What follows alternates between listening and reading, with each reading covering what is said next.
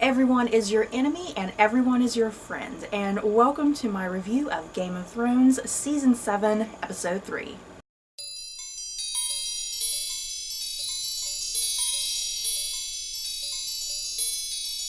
Woo! You guys, this episode, wow. I really loved the first two episodes. This third episode, just woo, definitely the best of the season so far, and I think it's just gonna keep getting better and better this whole season, you guys. I think it's just gonna really intensify. Things are gonna get crazy and dark. I am so excited for the rest of this season, you guys. Yeah, just overall, this episode from start to finish, things just once again moving along at a really rapid pace. Things just getting check marked off the list of things to get done. So let's get going. There is so much to talk about and discuss, and the thing is, I'm not really going to be able to cover every little bit of this. I mean, here's my list of notes, you guys. It is a full page of notes, and I'm worried I'm going to miss out a lot of little small details, because that was a big part of this episode. I mean, besides just the big thing of Daenerys and Jon finally meeting, I mean, just all these other little subtle remarks that would be made by various different characters throughout the episode. So hopefully I can remember a lot of these little minor details, because I think some of the little minor details are very, very important, or things that might be foreshadowing things to come, possibly. So yeah, let's start off with Dragonstone, obviously. And yeah, on my list of notes here, Dragonstone is taking up half of the page here, and I'm assuming it's going to take up a very hefty portion of this review. So we start the episode and we see that Jon and Davos, a little group of men, they're greeted on the shores of Dragonstone by Tyrion and Missandei and some Dothraki. And I loved this whole sequence with Jon and Tyrion, because at first it does seem a little intense, but then yeah, once Tyrion kind of breaks the ice there with a little bit of humor, that little back and forth of dialogue between Jon and Tyrion, yeah, everything is kind of chill and relaxed. But yeah, there is still a little bit of intensity there, because Missandei, the next thing she kind of says is, oh, the queen, you know, she wants you to put aside all of your weapons and this and that. So yeah, Jon and Davos, they have to give up all their weapons, and then yeah, behind them the Dothraki are taking their little boat. So yeah, they really have no escape plan here. If things kind of go wrong, there's no escape plan for Jon and Davos and their little unit of men. And then we get this gorgeous scenic shot, you guys. I'm assuming this is a real location. I really have no idea, but yeah, just the little pathway, the bridge or whatever, the stone bridge, I'm not sure what to call it, but yeah, this really long bridge just leading to the steps of Dragonstone. Just such a beautiful scenic route, the cinematography, oh my god, you can definitely tell the director of this episode, the people in charge of shots like this and whatnot, you can definitely tell they're just taking it all in, using it all up, because the location was just absolutely stunning. So yeah, on this bridge to Dragonstone, this very long bridge, seriously, it was a very long bridge, there's a couple different things that happen here. We do hear Tyrion asking Jon about Sansa, and he's even saying, does she miss me terribly?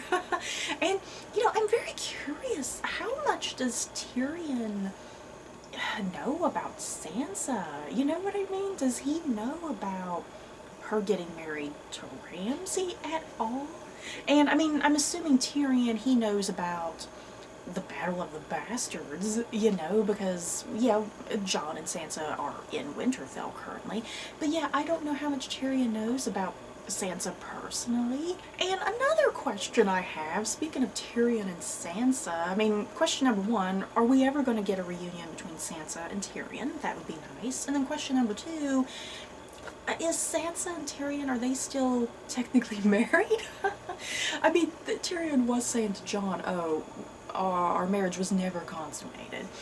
So is that enough that they're not technically married? And I mean, Littlefinger, you know, Littlefinger, did he get some sort of document, some sort of divorce document for Sansa to divorce Tyrion? You know, just so many little details here. I mean, I don't even know if divorce is a thing in the Seven Kingdoms, to be quite honest. So yeah, I am just kind of a little concerned and confused about the situation between Sansa and Tyrion, if they are technically still married or not. And also another big event that happens on the long walk to Dragonstone, some dragons swoop on down, scaring the shit out of Jon and Davos. I love that whole part because all of the people from the north, they all immediately just kind of dunk and take cover. But then yeah, you have Missandei and Tyrion just kind of standing there, you know, looking around, and yeah, the dragons don't faze them one bit. But yeah, Davos and Jon, just absolutely priceless. Their expressions, they're like, oh my god, those are real dragons. So, before we get to the moment we all want to discuss, we do have a very quick part involving Varys and Melisandre, because we see as the group of people are walking down below on the bridge, there's Melisandre looking down. And here's Varys, who's asking Melisandre, why don't you go and greet our guests? And yeah, Melisandre, she's kind of bluntly honest with Varys in this moment and just telling him, I made some mistakes up in the north, things that can't be forgiven, and yeah, it's not really a good idea for me to go down there with Jon and Davos. Because yeah, like Jon and Davos were even saying last season, if they ever saw her again, they would kill her. So yeah, she's being wary at this point. Just such a fantastic sequence here with Varys and Melisandre, and yeah, we know that Varys had his moment with the Red Priestess from last season, so here he is with another Red Priestess, and yeah, just the two of them holding their ground with one another. And Melisandre does mention that she's taken off for Volantis, which is probably a good idea. She needs to get the hell out of there. And yeah, Varys is telling her, you need to stay there, don't ever come back. But Melisandre, just so cryptic. You guys, this is one of those little minor details that was kind of brought up, because she's sitting there saying, no, I will return. I have to come back to this strange land to die. And then, how does she word it? She says next to Varys, you know, the same with you as well, you know, that Varys, he will die in Westeros as well, just like she will. So, oh, just so cryptic. It's like, is Melisandre just being cryptic on purpose? Is she just bullshitting Varys? Or has she had some sort of vision from the flames? Has she seen her death? Has she seen Varys's death? Has she seen just the death of everybody around her? You know, does she know what is coming? And we still have that one moment back in season 2 or 3, I want to say season 3, I think it was, that moment between Arya and Melisandre, when Melisandre's looking into Arya's eyes and she's sitting there saying, there's a darkness in you, and Melisandre is absolutely terrified of Arya. So there is still that. Is there still the possibility of Arya killing Melisandre later on down the road, you know? So I don't know. I'm not quite sure what's going on here with Melisandre. You know, has she seen her death? Does she know who's going to eventually kill her? And she really has no power to stop what's coming. Okay, let's get to the big meeting between Jon and Daenerys. This is what we have all been waiting for seasons now. And yeah, I really liked how this whole sequence played out, because I think for all of us, the fans, we've all had this fan fiction story in the back of our heads, you know, what the first meeting between Jon and Daenerys would be like. And I think we've always thought, oh, they're just going to fall head over heels in love with each other. And that's absolutely not the case. There is definitely high intensity and wariness and suspicion between Jon and Dany, and neither of them willing to bend to the other. And it's just such a fascinating sequence, and the dialogue was incredibly well written, I think. And can we just talk about perhaps the most funniest moment in this entire episode, because Missandei is over there saying, this is Daenerys Targaryen, breaker of chains, the Khaleesi, the Unburneds, and you know how long Daenerys' list of names is at this point. It's a little ridiculous. It's like, how does Missandei memorize all of this? But then poor Jon, it's time for Davos to speak good of Jon in this moment after that list of titles. And poor Davos, all he says, "This is Jon Snow." And then there's this awkward pause, and then he goes, "He's the King of the North." That was so brilliant, and I physically laughed out loud. I don't think I've ever laughed out loud so much for Game of Thrones. And I was even mentioning this, I think in my first review for the season, that this season, I mean, even though it's only 3 episodes so far, just a really humorous season at the moment. So many moments that I've physically laughed out loud, genuinely funny moments. And yeah, this was definitely a top funny moment for me. But poor Jon, though, he just does not have the credentials like Daenerys Targaryen. You know, Davos could have beefed up Jon a little bit more. He could have been like, the savior of the wildlings, a killer of a White Walker, or something like that. You know, I don't know, he could have just made up some bullshit for Jon to at least look good. But you know what? That's kind of a difference between Jon and Daenerys in some ways. Jon being very humble, Jon not being someone who seeks ambition or attention, whereas Daenerys, you know, Daenerys is not humble at all. She definitely has a lot of pride, and she takes pride in her accomplishments, and yeah, she is all about ambition and power, and yeah, Jon's kind of this opposite. So yeah, I love that whole dynamic there between them, the two of them being on opposing sides in some ways, but yeah, they have common goals and interests. So of course, Daenerys, this first meeting with the King of the North, she is immediately demanding, "Hey, Jon Snow, I want you to bend the knee to me and prove your loyalty to House Targaryen, because hey, centuries ago, House Stark was very, very loyal to House Targaryen." But yeah, in the meantime though, centuries later down the line, there's been all sorts of turmoil in the Seven Kingdoms, and yeah, the Targaryens had a hand in killing some of the Stark family, and yeah, the Starks do not forget this. And Jon is not shy or timid in front of Daenerys. He stands his ground, and he's downright telling her the history as well, saying, well, Targaryens killed some of my family. And I liked this moment as well, because Daenerys is saying, well, you know, don't put the sins of my father on me. You know, I am not my father, and I'm vowing to you I'm not going to hurt or destroy you, and this and that, you know, I mean, but yeah, how much of that can be trusted from Daenerys? She could easily flip on Jon. And Jon, once again, he's still refusing to bend the knee to Daenerys. And yeah, as the scene continues, yeah, Dany just getting really fed up and irritated and about to snap, I think.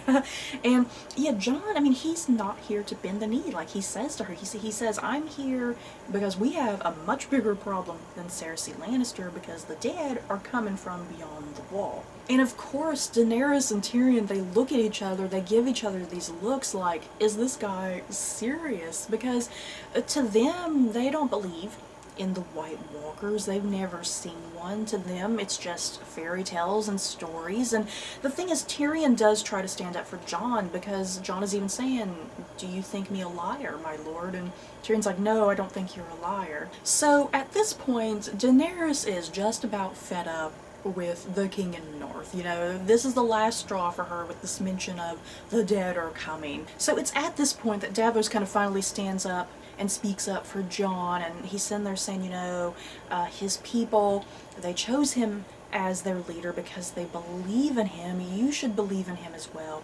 And Davos almost mentions the fact that Jon died and came back from the dead, because he's saying he got stabbed in the heart, and he sacrificed his life for his cause, and this and that, you know. But yeah, he's kind of interrupted mid-sentence in there. Jon kind of looks at him like, stop right there, don't continue any further. So yeah, I'm curious why he doesn't want that brought up, the fact that he died and came back from the dead. You know, why not reveal that to Daenerys? So the conversation doesn't really continue much further after this, Dany is still just really fed up with Jon, but in comes Varys to interrupt the whole scene, and he has news about what happened at the end of last week's episode, the fact that part of their fleet has been destroyed. Yara and Alaria and one of the Sand Snakes, they are taken hostage by Euron. So yeah, things are not looking too hot for Dany at this point. So yeah, she ends the conversation there with Jon because now she has a bigger problem to deal with. And poor Jon kind of just stands there and he's like, well, wait a minute, am I your prisoner here on this island? And Dany kind of just turns back and she's like, not yet. So I think there is a part of Dany, I think she wants to work with Jon, you know, because if she had no desire to work with him, then yeah, she would have immediately chained him up and locked him up somewhere as a prisoner. But yeah, I think she wants to think things through, as we see her do later. So in the meantime, Jon, with really nowhere to go, no means of getting back to his ship because the Dothraki took their little boat, Jon's just out there on top of the cliff, and once again, a beautiful scenic shot up on this cliff and the waves crashing down below. Ah, just beautiful, you guys. So stunning. Game of Thrones just has some of the best just shots, you know, just scenery. So here comes Tyrion up to Jon, and Tyrion, I love another fantastic line in this episode because Tyrion is saying, you look better brooding than I do. Because that's all Jon does, right? Right, ladies? Jon is amazing at brooding, and he looks sexy doing it. And so poor Tyrion, he's like, I can't even brood because you're outdoing me over there with your sexy brooding. And poor Jon, this whole episode I just kept thinking, oh, poor Jon. And Jon is at a pretty low place right now because he feels like a fool, he feels like a failure, because what did all of the Northerners and Sansa say to Jon before he left? They were telling him, you know, don't go to Daenerys, it's a bad idea, she's gonna want you to bend the knee and this and that, and yeah, it's kind of been proven true here. So of course Jon feels like a fool and a failure, he's not quite sure what to do, and yeah, his intention was to come here and get the dragon glass. He hasn't gotten it yet, but fortunately Tyrion, he's coming through once again for Jon, and Tyrion is saying, well, what do you want me to do? Let me help you. And the way that happens, we don't see the conversation play out, but yeah, we do see Tyrion go back to Daenerys and saying, hey, just give Jon Snow some dragonglass. That's all he's here for, and then he can just go away. So Dany is willing to give Jon some dragonglass, and like Tyrion even said, what do you need dragonglass for? And besides, you didn't even know the dragonglass was down there to begin with. So yeah, we got that solution at least. I am very curious how much longer Jon and company are going to stay in Dragonstone. I mean, is it going to be, are they going to be there in at least next week's episode as well? Are we going to see them down there mining for the dragonglass and maybe a couple scenes? And then maybe they leave at the very end of the episode, perhaps? I'm not quite sure. And then once again, Davos's quick remark that he made about Jon sacrificing his life, but, you know, getting cut off there because Jon stops him. Dany, once again, she kind of asked Tyrion, you know, what was that about? And Tyrion just brushes it off, and he even says, oh, it's just, they're just Northerners, it was a flight of fancy, you know, just wordplay and this and that. So, yeah, it was brought up twice in this episode, you know, and kind of dismissed twice in this episode. So, the fact that Jon died and came back, it's gotta be important, you know, it's gotta be really, really important to this future relationship between Jon and Dany. So the final scene that we do get between Jon and Daenerys, they're out there at the edge of Dragonstone or whatever, and yeah, that's when Daenerys does talk to Jon. She's saying, okay, I'm going to give you the dragonglass, you can leave, go mine it, whatever. And Jon, he gets so hopeful because he's saying to her, oh, you believe me.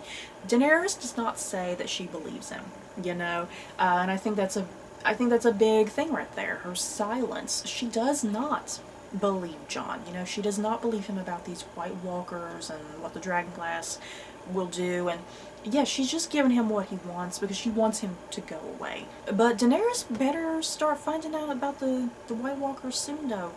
she's so wrapped up in her vendetta against Stacie and trying to get back the Seven Kingdoms that, yeah, like John said, the White Walkers are going to come down here and they're going to destroy everything, and your fight to get the Iron Throne, it's not going to matter in the end if the White Walkers get here, because we're all going to die. So yeah, hopefully just something happens by the end of the season, you know. Let Daenerys deal with Cersei for a couple episodes, but then, yeah, she needs to refocus her attention on the White Walkers by the end of the season, I think. So to conclude Dragonstone, we end with a little council meeting, and Daenerys, she is pissed. She is so pissed that her fleet has been destroyed and taken by Euron Greyjoy, and she's about to just make out of there with her dragons and go deal with this situation herself, because I think to her it's like, well, I'll just take my dragons and go burn the entire damn fleet and we'll solve our problems like that. But yeah, like Tyrion and Missandei are saying, well, that could be dangerous. A dragon could be hit up in the air, which I think is some more foreshadowing, because we know Qyburn, he made that big huge crossbow, and yeah, the fact that they're kind of thinking about that, you know, what if they could kill a dragon up there and you're on top of it and it's dangerous? So this is where we get to the whole sequence of events, and Tyrion is really confident by the fact that, you know, we lost some of our fleet, but we still have our plan with the Unsullied going to Casterly Rock. And yeah, Tyrion, because Tyrion has mentioned this in the past about the sewer system, and that he was he was in charge of the sewer system because he was so tiny, and it was just really degrading for him since he was a dwarf. So the thing is, Tyrion, even though that was something really horrible and degrading to him as a child, it kind of comes in handy here, because he knows a good way to get into Casterly Rock, because while some of the Unsullied are storming the walls, which Tyrion says is impregnable, Tyrion knows that, hey, there's this little cave that goes to the sewers that I used all the time that we can use while the other part of the army is distracting the Lannisters at the walls. So we do see Grey Worm take a unit of people into the cave. They sneak their way into Casterly Rock. All sorts of people get killed. But yeah, Grey Worm, he realizes, well, wait a minute, is this all? Tyrion told us there would be a lot more people here. And yeah, it's like once Grey Worm does say that, I kind of started thinking too, wait a minute, this is a little weird. Shouldn't there be more people here? So Grey Worm, he looks over the battlements and he can see out into the ocean, and there is Euron Greyjoy's humongous fleet destroying some more of their fleet. So yeah, Daenerys is losing her fleet just left and right. Yeah, guys, I'm not quite sure how much of her fleet she has left at this point. So what we eventually find out is that Casterly Rock was a bit of a trap and a distraction from what the Lannisters are really doing and what they're really going after, which is Highgarden. And yeah, I don't want to get into Highgarden just yet. I'll save that for the very end of this review. But yeah, you guys, just concluding here on everything involving Daenerys, Jon, Tyrion, Dragonstone. Yeah, just some of the best parts of the episode, definitely the biggest highlights. Just so thrilled and excited that Jon and Daenerys have finally met. I'm definitely curious their relationship going forward, because like I mentioned, it was really intense and kind of awkward, and neither of them willing to bend to the other. So yeah, are they eventually going to team up, become friends, maybe lovers in the future, which I think a lot of us are hoping for, even though it'd be a little weird since they are, what are they, aunt and nephew, technically. Oh well, we'll just bypass that little thing. So let's move on, you guys. I've been talking for a very long time. Let's get through my rest of my notes here as quickly as I can. So let's go to the little bit that we are at sea with Theon. We see that Theon, he's dragged up from the ocean, and it's by some fellow Greyjoys. Oh, poor Theon. He just kind of lies right there, and he's saying, oh, I tried to save my sister, but I couldn't. And the man, I guess the captain of the ship, is even saying, well, if you had tried to save your sister, you wouldn't be here. So yeah, Theon knows that he's lying, and the captain of the ship knows that Theon is lying. Poor Theon. Seriously, Alfie Allen just did a terrific job in the last episode. Just, you know, when he was slowly turning right back into Reek, and I think, getting triggered, you know, getting triggered and remembering what Ramsay did to him, the horrible things that happened to him. So yeah, oh, Theon definitely, he needs redemption. You know, he had partial redemption because he was able to save and protect Sansa, get her out of Winterfell, and then, yeah, he was able to reunite with Yara and be a good supporter of Yara. But then, yeah, he failed Yara by jumping overboard and abandoning her to their uncle. So yeah, Theon definitely needs some mega redemption, and I think we will get that by the end of the season, but I think it's tragically gonna cost Theon's life. So speaking of Euron, let's travel down to King's Landing, and we see that Euron, he arrives and just this fanfare of attention and people cheering him, and it's almost like he's this rock star celebrity.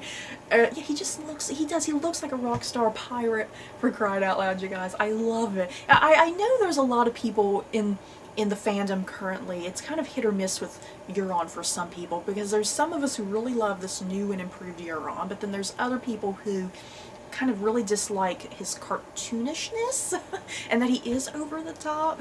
But yeah, I am loving Euron, you guys. I am loving him to death. But yeah, either way, Euron arrives in just this celebrity type fashion, almost, to cheers and applause, and he has brought his gifts to Cersei. Now, I'm not sure how much of a gift Yara is to Cersei, because Yara was kind of ignored in this entire episode in some ways, because Cersei's focus was definitely on Ellaria and Tyene. There was really no focus on Yara at all. So I'm curious where Yara's character is going to go, what Euron plans on doing with his niece. So of course, Euron was saying to Cersei, well, I'm gonna go bring you back a gift and then maybe you'll want to marry me then. So that's what he is totally expecting as he walks into the throne room. He's totally expecting, okay, where's my marriage proposal? And Cersei, yeah, Cersei just playing the game so brilliantly here. You know, she's not stupid. And she's sitting there saying, well, I will marry you after the war is done.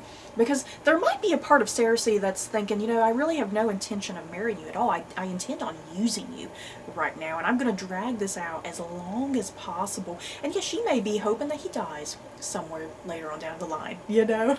And then, ooh, just this really disgusting moment with Euron and Jaime, because that the news is definitely out that Cersei and Jaime, they are a thing. There is definitely some incest there. It has definitely reached every corner of the globe, practically. And yeah, Euron is sitting there even asking Jaime, oh, can you tell me how Cersei likes things done in bed, you know? And I tell you what, guys, I'm waiting for Jaime to just snap and kill Euron, because this is the second time now, you know, that Euron has made some pretty disgusting remarks about Cersei and has hinted at the incest between them, and yeah, Jaime doesn't like that. It's like Jaime, he has two things here, because he's playing the protective brother, but then he's also playing the protective lover. So yeah, of course he does not like these things being said about his sister slash lover. So yeah, I'm definitely waiting for Jaime to just be like, you fool, I'm gonna kill your ass. So let's move on to what happens with Ellaria and Tyene, you guys.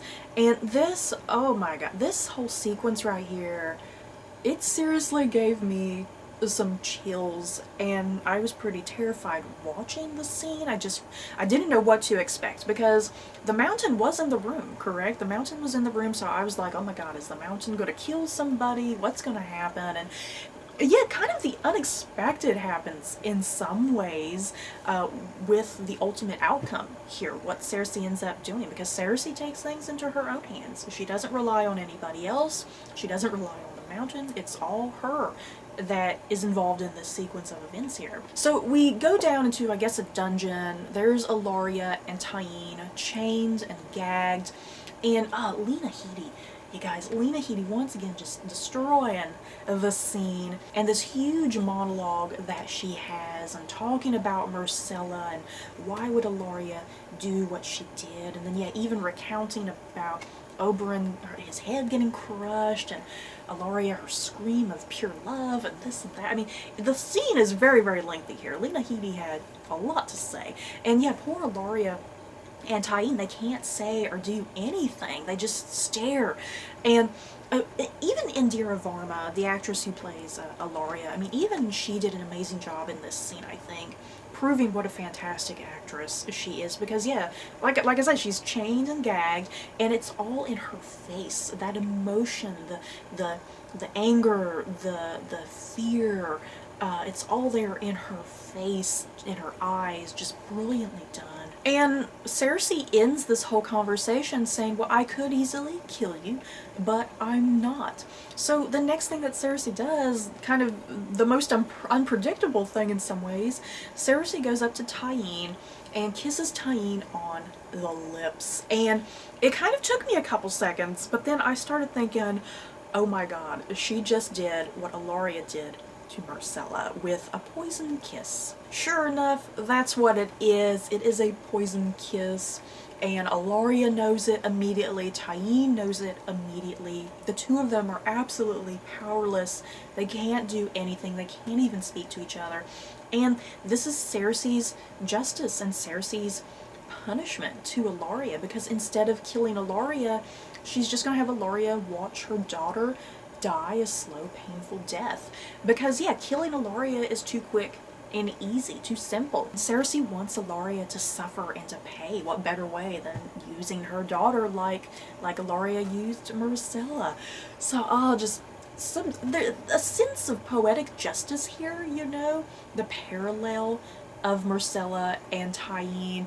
But yeah, at the same time I did feel so bad for Ellaria, you know, because Ellaria she's a mother too, and yeah, she's gonna watch her daughter die. And just to really dig in, Cersei's like, I'm not gonna kill you, I'm just gonna have you stay down here. Your daughter's body is gonna stay down here, and you're gonna watch her rot and decay, and even if you try not to eat or drink, we're gonna force food and water down your throat, and you're just gonna watch this every day of your life until your daughter's body is just ashes. So seriously, you guys, a chilling scene. Just yeah, this whole episode, there were multiple scenes that I just got chills, because I got chills with Jon and Daenerys, I got chills with Ellaria and Cersei, and then yeah, we'll get to Lady Olenna. Yeah guys, that was my last moment of chills in this episode. So Cersei, she departs Ellaria. She's just high off of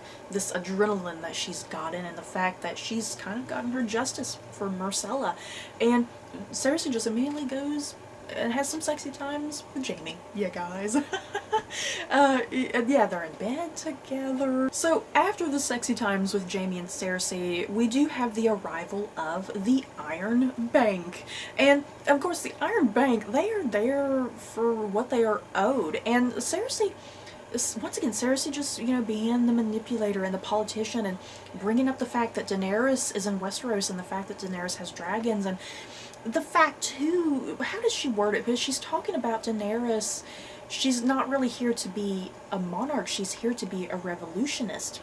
And is that good for the Iron Bank? So yeah, Cersei just really good here with the politicking. And she's getting to the Iron Bank, because yeah, for the Iron Bank, Daenerys might not be good for the Iron Bank. It's best that they are with the monarchy, which is Cersei. And Cersei's even saying, you know what, give me a fortnight and the Lannisters will pay back their debt to you. I promise you that. So I'm definitely curious where this is going, because it seems too good for Cersei. You know, she's sitting there saying, oh, give me that fortnight, but I think things are going to happen that she's not expecting. She's not going to be able to pay back the debts that are owed to the Iron Bank.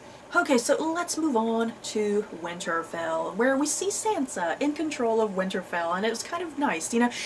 I was kind of worried for Sansa, because would she get a little frustrated? Would she get a little shy and timid? Would she, you know, not have confidence? But no, Sansa, she does have some confidence. We see her walking around with her little group of advisors, I suppose, and she's asking questions and she's issuing orders, and yeah, she does. She has this confidence that we've not seen in her in a very, very long time. And we get to the next bits that we did see or hear in the trailer, rather, for the season, and yeah, Littlefinger's line of fight every battle, don't just fight in the north or the south, everyone is your enemy, everyone is your friend, and every possible thing that could happen, it's happening, and you need to know everything, I think is essentially what he's saying. And yeah, I think he's just trying to, you know, worm his way into Sansa's ear, trying to give her this advice about how she should run Winterfell, and that she needs to be aware of her surroundings, she needs to be aware of everything, she needs to be 10 steps ahead of everybody, because that's how Littlefinger plays the Game of Thrones. He is always multiple steps ahead of everybody, and I think that's what makes him such a good character, because he is so many steps ahead, and he thinks of every conceivable option and scenario that could happen. And yeah, he's telling Sansa, you need to be like that too, you need to think that way as well, don't just focus on Winterfell, don't just focus on the White Walkers, don't just focus on Cersei, focus on everything. And I mean, the thing is, it's coming from Littlefinger, and we know that Sansa probably shouldn't be trusting Littlefinger, but at the same time, I think that's valuable advice in some ways. You know, that is kind of how Sansa needs to play the Game of Thrones. And you guys, a Stark reunion, yay! And Bran just kind of returns out of nowhere. It's like, where the hell has Bran been? We've not seen him since episode 1 of this season. And just this beautiful moment when Sansa and Bran do reunite. She throws herself on him because he's just laying in the wheelbarrow. And just so beautiful, so touching. I definitely had some tears, not gonna lie. But the reunion, it's a little awkward in some ways. And Bran is behaving very strangely and out of character, and there is a coldness and a distance to him that I think Sansa is trying to figure out and unravel. And the next scene that we see Bran and Sansa at the God's Wood, and I guess, even though we've not seen their entire conversation, I guess he's told her bits and pieces of what has happened to him, and yeah, the whole thing that he's the three-eyed raven, and yeah, poor Sansa's like, what the hell is a three-eyed raven? And he attempts to describe what it is, and Sansa even says, oh, it's too bad that you missed Jon, and Bran even mentions, I really need to talk to Jon, because yeah, Bran has obviously seen that vision of who Jon's parents are, what his true heritage is. So yeah, it's very, very important. Bran and Jon, they collide at some point. This information has to get out. And I feel like it's going to be dragged out all season, if not even into next season, possibly. And then we get this really chilling moment because Sansa, I don't think she really believes what he's saying about him being the three-eyed raven. So he offers up proof to Sansa in the form of recounting her wedding right there by the tree and what she was wearing, which was the pretty white dress. And Sansa, this really freaks out Sansa, you know, because I think this is proof enough to her, okay, you are who you say you are, because how the hell would you know where I got married, what I was wearing? And yes, she walks away from Bran, and just a really interesting moment here, because what is Sansa thinking? Is she terrified? Is there a part of her that's kind of back in panic mode a bit? You know, him talking about that, is memories of Ramsay kind of flooding back through her in that moment. You know, kind of very much like Theon. Theon going back into Reek, as Sansa kind of doing the same sort of thing, going back into herself. But yeah, just a really good moment there. Sophie Turner did an amazing job, that walk away from the tree. And just to also bring up a few other little things here, because Sansa is saying, well, you're the rightful Lord of Winterfell, and Bran, it seems like Bran has no interest in Winterfell, which I think we, the fandom, we all kind of predicted anyway, that he's far away from that. He is removed from that part of his life. He is fully this three-eyed raven now. So yeah, that does leave you know, Sansa and Jon, pretty much, as joint rulers of Winterfell. And where is Arya? I'm not sure if we're going to get an Arya reunion in the next episode, or if that might happen the week after that. I'm not quite sure, because I feel like they're dragging out Sansa and Arya being reunited, because I feel like we got to spend a lot of time with Sansa and Littlefinger, you know, him manipulating her before Arya arrives. And then one other thing with Littlefinger really quickly, when Sansa and her little group of advisors were walking around, the Maester made mention that Maester Luwin kept every scroll that was received at Winterfell. And there was a really curious just look that passed over Littlefinger's face. I don't know if I'm making something out of it that it's not, you know, but yeah, when the Maester said Maester Luwin kept all the scrolls, just this look passed over Littlefinger. He kind of looked over with a bit of interest. So I'm wondering if Littlefinger feels like there's a scroll that might incriminate him about something, especially things between him and Lysa. I don't know, but the thing is, back in season 1, we did see Catelyn burn that letter that she did receive from Lysa. You know, Lysa's suspicions about the Lannisters killing Jon Arryn and whatnot. So I don't know. Like I said, maybe I just saw something and there wasn't really anything there. But Littlefinger definitely, to me, he had this look on his face about, oh, Maester Luwin kept all the scrolls. So I don't know. I don't know, you guys. That's either going to be important or it's not.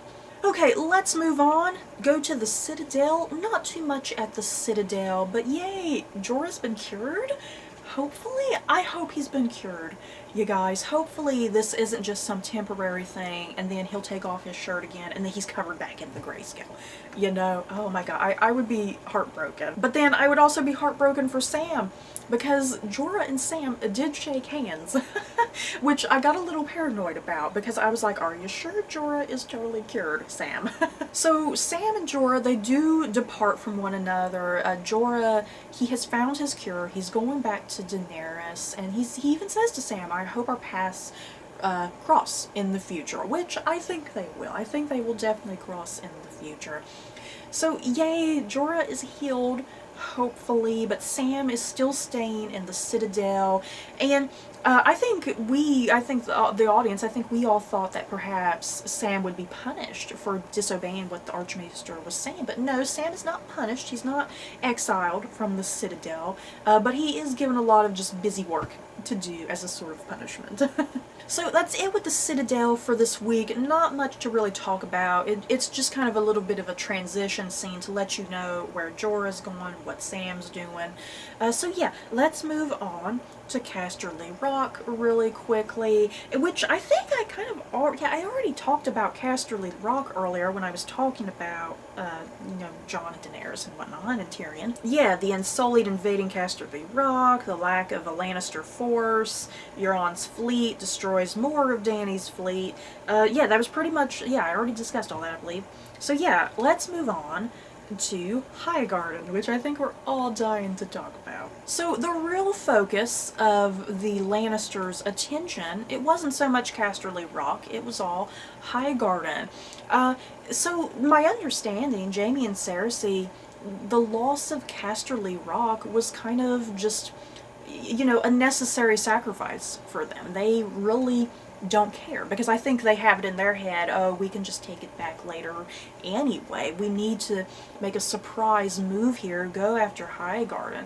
And yeah, sure enough, yeah, no one's focused on Highgarden. The Lannisters just come right on in very rapidly. They take Highgarden. And Lady Olenna, yeah guys, R.I.P. Lady Olenna, but she goes out like a champ. And yeah, I love this conversation with Jaime and Olenna. It's almost kind of civilized in some ways, you know? They're just kind of sitting there talking with one another. There's no yelling or arguing, and yeah, Olenna's just asking about the manner of her death. She accepts that she's going to die, but she's curious what it's going to be. And yeah, Jaime even mentions, oh, Cersei, she wanted to do some horrible things to you, but I was able to persuade her not to do those horrible things. And he brings out a vial of poison. And this is before the Joffrey reveal, you know, which I think is really well done here, because Jamie and Stacie, they have no clue about what Lady Olenna did to Joffrey. So I think in Jamie's eyes, he wants to give Lady Olenna this out, you know, a painless way for her to die, because she is a woman of noble blood and birth. So yeah, this is the most respectful way for her to die. But yeah, Lady Olenna, she just takes that poison, you guys. She doesn't even really hesitate. She just drowns in it. And the thing is, it's like as soon as she drinks that poison, she just opens up to Jamie and she's like, well, guess what? I was involved in the death of Joffrey. And yeah, she tells him about the poison. She's like, I didn't really know what the poison was going to do to him. And yeah, just perfect timing from Lady Olenna, you know, because yeah, she avoided painful death, you know. Instead, she was able to drink the poison, get a painless death. But yeah, before she dies, she's able to say, guess what, Jamie, I killed your son, haha. But yeah, it's too late for Jamie to do anything about it, you know. She's already drank that poison. He can't torture her or ask her any further questions. So the thing is, we don't see Lady Olenna die though. And you know, it's the same with Tyene, because we have Tyene and Lady Olenna. They both are suffering from poison. And we don't see either of them die through the poison, but I think we're just led to believe they are both dead. So bringing out my death chart, my death predictions here, yeah, I can definitely check off another sand snake here. So all three sand snakes are dead at this point. And I didn't predict Lady Olenna though. I'm a little frustrated and mad at myself that I did not include Lady Olenna on here, because I think I was under the assumption that Lady Olenna, she's a tough old lady. She's gonna survive everybody in this universe.